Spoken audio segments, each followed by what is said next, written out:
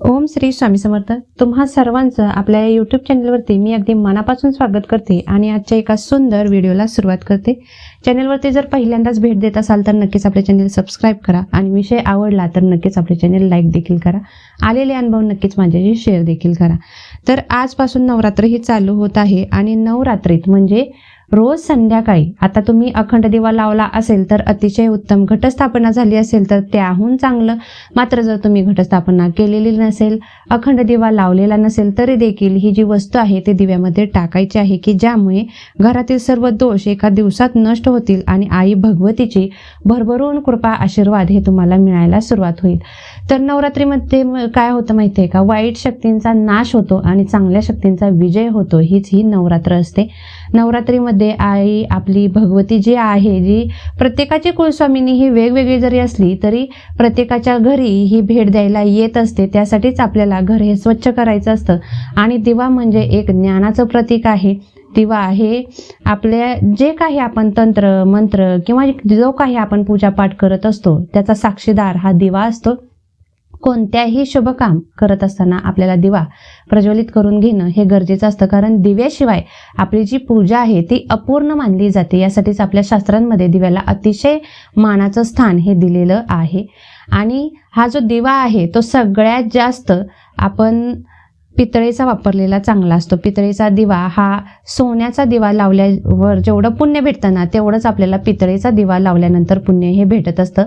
मात्र ज्यांच्याकडे पितळेचा दिवा नसेल अशांनी काय करावं, तर अशांनी मातीचा दिवा लावलात तरी देखील चालेल, कणकेचा लावलात तरी देखील चालेल, त्याला कोणतंही बंधन नाही. मात्र कणकेचा दिवा हा रोजच्या रोज बदलायचा असतो आणि मातीचा दिवा हा तुम्ही 9 दिवस म्हणजे नवरात्रीमध्ये जर तुम्ही वापरत असाल तर तुम्हाला 9 दिवस वापरायचा आहे आणि नंतर वाहत्या पाण्यामध्ये सोडून द्यायचा असतो. मात्र जर पितळेचा दिवा तुम्ही वापरत असाल तर हा दिवा वर्षानुवर्ष तोच ठेवायचा असतो, पिढ्यानपिढ्या तोच ठेवायचा असतो, दिवा बदलायचा नसतो. कारण आपले पूर्वज जे काही पूजा अर्चना करत होते किंवा आपण जे काही करतोय तो ती साक्ष आहे दिवा.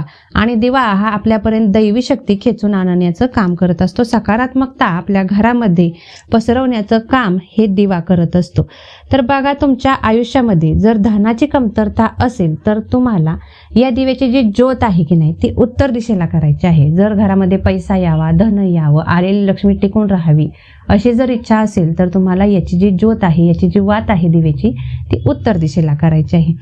जर तुम्हाला ब्रह्मांडापर्यंत तुमची इच्छा एखादी जर असेल, अशी अवघड इच्छा असेल आणि ती ब्रह्मांडापर्यंत पोहोचवायची असेल तर याची जी ज्योत आहे, याची जी वात आहे ती तुम्हाला आकाशाकडे करायची असते. आणि जर तुम्हाला प्रत्येक कामामध्ये यश मिळावं असं जर वाटत असेल, माझं जे काही काम मी करतोय त्याच्यामध्ये मला यश मिळावं किंवा माझ्या मुलांना यश मिळावं, माझ्या मुलांची अभ्यासामध्ये ग्रोथ व्हावी असं जर वाटत असेल तर तुम्हाला या दिव्याची जी ज्योत आहे की नाही ती पूर्वेला करायची आहे.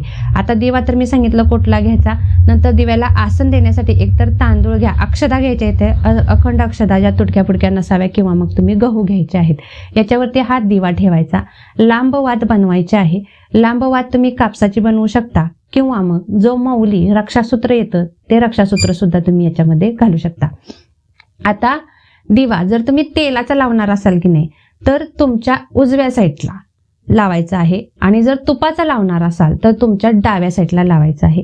तेलाचा लावणार असाल तर शक्यतो तिळाचं तेल वापरण्याचा प्रयत्न करा किंवा मग तुपाचा, शुद्ध गाईच्या तुपाचा तुम्ही हा दिवा लावू शकता. मात्र इतर खाद्यतेल हे दिव्यासाठी नवरात्रीमध्ये वापरू नयेत. आता हे दिव्यामध्ये तेल किंवा तूप तुमचं घालून झाल्यानंतर ही एक वस्तू टाकायची आहे की ज्यामुळे आपल्या घरातील पूर्णपणे दोष हे नष्ट होतात. तर बघा, कापूर ही एक अशी वस्तू आहे की वातावरणामधून नकारात्मकता घालवण्याची जास्त शक्ती ही कापरामध्ये असते. त्यातल्या त्यात भीमसेनी कापराला अनन्यसाधारण असं महत्व आहे. तंत्र मंत्र, इडा पिडा बाधा घरातून बाहेर हाकलून लावण्याचं काम हे भीमसेनी कापूर करत असतो. त्यासाठी आपल्याला एक कापराची वडी, भीमसेनी कापराची वडी यामध्ये टाकायची आहे. आणि यासोबतच तुम्हाला धन, पैसा, समृद्धी, ऐश्वर्य, संपत्ती ही जर वाढावी असं वाटत असेल, जो कोणता तुम्ही जिथे कुठे काम करत असाल त्या ठिकाणी तुम्हाला आणखी पगार मिळावा किंवा आणखी थोडे 4 पैसे तुमच्या घरामध्ये यावे असं जर वाटत असेल तर तुम्हाला याच दिव्यामध्ये 7 किंवा 9 फुलवाल्या ज्या लवंगा असतात, ज्या तुटक्या फुटक्या नसतील अशा लवंगा या दिव्यामध्ये टाकायच्या आहेत. लक्षात ठेवा, 7 लवंगा किंवा 9 लवंगा आणि थोडासा कापूर या दिव्यामध्ये टाकायचा आहे. आपल्याला माहित आहे की लवंग ही तुळजाभवानी असो, माता लक्ष्मी असो, अन्नपूर्णा असो, कोणतीही देवी असो, नवरात्रीच्या ज्या म्हणजे 9 देव्यांचं रूप आहे, 10 शक्तींचं जे रूप आहे, 10 शक्ती सुद्धा आपल्याला माहित आहेत कोणकोणत्या आहेत. त्या दशशक्ती सुद्धा आपल्यापर्यंत खेचून आणण्याचं काम ही लवंग करत असते. मग एक तर बघा, ज्यावेळी तुम्ही दिवा प्रज्वलित कराल, आता कसा करायचा तो मी तुम्हाला सांगितलं, कोणत्या साईडला करायचं ते देखील सांगितलं. या 7 किंवा 9 लवंगा हातामध्ये घ्यायचे आहेत आणि कापूर देखील हातामध्येच प्रथम घ्यायचा आहे आणि तुमची इच्छा व्यक्त करायची आहे. इच्छा व्यक्त करायची, तुमच्या मनामध्ये जे काही प्रश्न असतील ते बोलून दाखवायचे आहेत आणि आई भगवतीला प्रार्थना करायची आहे. तुमच्या कुलस्वामिनी कोणतीही असो, तुमची कुलस्वामिनी, तिला हाक मारायची आहे आणि माझ्या घरी तू धावून ये, माझ्या मदतीला, माझ्या हाकेला तू धावून ये असं म्हणायचं. आणि नंतर हा जो कापूर आहे, या ज्या लवंगा आहेत त्या दिव्यामध्ये टाकायच्या आहेत तुम्हाला आणि दिवा हा प्रज्वलित करायचा आहे.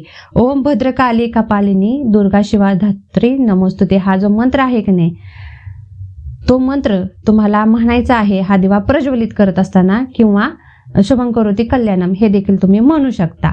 मात्र जर तुम्ही भद्रकालीचा जर मंत्र हा म्हटला तर आयुष्यामधून ज्या काही वाईट शक्ती असतील, नकारात्मकता असेल, ती एका दिवसात घरातून काढता पाय घेते. कारण साक्षात काली माता, भद्रकाली माता आपलं रक्षण करण्यासाठी तिथे विराजित असते, प्रस्थापित असते. मग तुम्ही हा दिवा अखंड देखील लावू शकता. मी पुन्हा एकदा सांगते, तुम्ही हा दिवा अखंड सुद्धा लावू शकता. जर अखंड दिवा तुमच्या घरामध्ये तसं लावण्यासारखी परिस्थिती सगळ्यांचीच असेल असं नाही. अखंड दिवा एखादा जर नाही लावू शकत तर तुम्ही संध्याकाळच्या वेळी, तिन्ही संजेच्या वेळी 6 ते 7 या दरम्यान तुम्हाला हा दिवा लावायचा आहे. मात्र या दिव्यामध्ये तूप असो किंवा तेल असो, ते असं घालायचं आहे की कमीत कमी आपण जर समजा 6ला दिवा लावला तर कमीत कमी तो जो दिवा आहे तो रात्री 12 पर्यंत चालला पाहिजे. ही जी अट आहे ती सर्वांना लागू होते की 6 ते 12 हा दिवा हा प्रज्वलित राहिला पाहिजे. आणि जर तुम्ही अखंड दिवा लावलात तर अतिशय उत्तम, म्हणजे 9च्या 9 दिवस तुमचा हा दिवा कंटिन्यू राहणार आहे. मग तुम्हाला त्या लवंगा वगैरे काही बदलण्याची गरज नाही. मात्र जर तुम्ही अखंड दिवा नाही लावला, तुम्ही रोजच्या रोज संध्याकाळचा दिवा लावणार असाल तर या ज्या लवंगा आहेत की नाही त्या बाजूला काढून घ्यायच्या आहेत आणि त्या दिव्यातील वात देखील बाजूला काढून घ्यायची आणि नंतर दुसऱ्या लवंगा, दुसरी वात या दिव्यामध्ये टाकायची आहे. 9 दिवसाच्या ज्या काही लवंगा साठतील, जी काही वात दिव्याची साठेल ती तुम्हाला एका डबीमध्ये काढून ठेवायची आहे. आणि शेवटच्या दिवशी, दसऱ्याच्या दिवशी तुम्हाला या सगळ्या वाती आणि या सगळ्या लवंगा ज्या आहेत त्या एखाद्या प्लेटमध्ये घ्यायच्या, त्याच्यामध्ये कापूर ठेवायचा आणि प्रज्वलित करायचा आहे. आणि हा जो धूर आहे तो संपूर्ण घरभर द्यायचा आहे. ज्यांचा अखंड दिवा असेल त्यांनी नवरात्रीत अजिबात दिवा हलवायचा नाही. जसाच्या तसा त्या लवंगा जशाच्या तशा राहिल्या पाहिजेत दिव्यामध्ये. आणि शेवटच्या दिवशी, दसऱ्याच्या दिवशी तुम्हाला अशाच पद्धतीने या लवंगा आणि ही जी वात आहे ना दिवेची ती तुम्हाला एखाद्या प्लेटमध्ये घ्यायची आहे आणि याच्यामध्ये कापूर ठेवून ही प्रज्वलित करायची आहे. आणि याचा जो धूर आहे तो संपूर्ण तुम्हाला घरभर पसरवायचा आहे. या उपाय छोटासा दिसत असला तरी यामुळे आपली जी कुलदेवी आहे ती अतिशय प्रसन्न होते आणि भरभरून कृपाशीर्वाद द्यायला सुरुवात होते, की ज्यामुळे आपली जी अडकलेली कामे आहेत ती मार्गी लागायला सुरुवात होते. तर आजची माहिती ही एवढीच होती. धन्यवाद. श्री स्वामी समर्थ.